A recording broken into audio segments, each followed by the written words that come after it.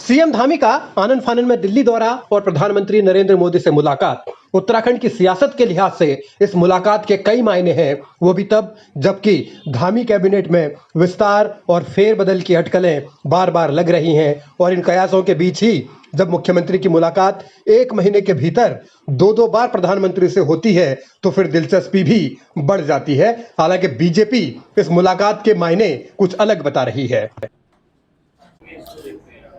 देखिए, बहुत बड़ा राष्ट्रीय कार्यक्रम मेरी माटी मेरा देश, प्रधानमंत्री जी इस बार स्वतंत्रता दिवस में उस कार्यक्रम को लेने वाले हैं और प्रत्येक गांव से, हर गांव में कोई न कोई ऐसा व्यक्ति होता है जो किसी न किसी रूप में, चाहे सैनिक है, हमारे कारगिल सहित बड़ी संख्या में हमारे उत्तराखंड में है, हमारे पुलिस के जवान है जो किसी न किसी कारणवश शहीद हुए हैं, ऐसे सब लोगों की स्मृति पट्टिका ये उस गांव में लगे। और उसमें हमने कहा कि अमृत सरोवर, ये जिन क्षेत्रों में हमारे पहाड़ में वो नौले भी बोलते हैं, धारे भी बोलते हैं, ऐसे स्थान जहाँ पर सबका जाना हो और वो चित्र, वो पट्टिका उस गांव के सब लोग देखें। इस विषय को लेकर व्यापक कार्यक्रम होगा और क्योंकि 75वीं आज़ादी का अवसर है, अमृत महोत्सव है, तो अमृत महोत्सव के दृष्टिकोण से 7,500 युवा अपने थान की माटी, अपने गांव की, अपने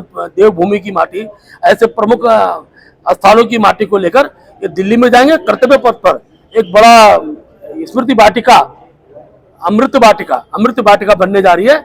उस दृष्टि के कार्यक्रम को लेकर भी दिल्ली में चर्चा थी और विषय मुख्यमंत्री जी के होंगे जिस पर चर्चा के लिए गए। मुलाकात दिल्ली में हुई लेकिन हलचल देहरादून में बढ़ी। धामी का दिल्ली दौरा ऐसे वक्त में हुआ जबकि बीजेपी के राष्ट्रीय महामंत्री संगठन बीएल संतोष देहरादून में थे। कोर कमेटी की बैठक में धामी ने हिस्सा लिया, मगर बीएल संतोष ने उसके बाद भी कई बैठकें ली। वो संघ के नेताओं से भी मिले, पदाधिकारियों से मिले और इसके अलावा उन्होंने बीजेपी की मीडिया विंग की भी बैठक ली। लेकिन कांग्रेस ने बीजेपी पर कुछ अलग मुद्दों को लेकर पलटवार किया। उस जांच का क्या करना है? उस जांच में मैंने कल ये समाचार पढ़ा मैंने कि सरकार ने बहुत कठोर कार्रवाई कर दी है। और वो कठोर कार्रवाई क्या है कि उन कंपनियों को ब्लैक लिस्ट कर दिया गया है। क्या सरकार इस बात की गारंटी दे सकती है कि वो कंपनियां पूरे हिंदुस्तान में कहीं काम नहीं कर पाएंगी? दे सकती है इस बात की गारंटी? ये तो खाना पूर्ति है, ये तो लोगों की आंखों में धूल झोंकने की बात है।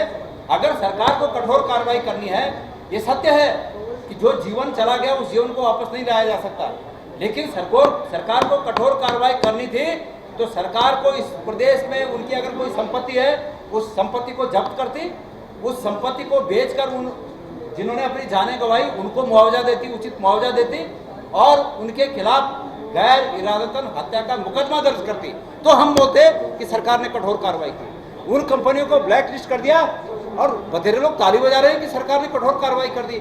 ये तो हमारी तौहीन है, उत्तराखंड के नागरिकों की तौहीन है। सरकार उत्तराखंड के लोगों की इस रूप में तौहीन कर रही है। बीजेपी की सरकार पर गोदियाल ने यह सवाल चमोली में करंट हादसे को लेकर उठाए, लेकिन सियासत सिर्फ सवालों के सहारे नहीं बल्कि सियासत मुद्दों के सहारे भी होती है और इन तमाम पहलुओं के बीच बीजेपी अपनी कसरत में जुटी है। अलग अलग तरीके की कसरत, वो चाहे बदलाव की कसरत हो या फिर चुनावी कसरत हो, और इस कसरत के बाद कामयाबी कितनी मिलेगी ये वक्त बताएगा। लेकिन फिलहाल बीजेपी के भीतर हलचल है, बेचैनी है और इसका नतीजा क्या निकलेगा ये आने वाले दिनों में पता चल जाएगा।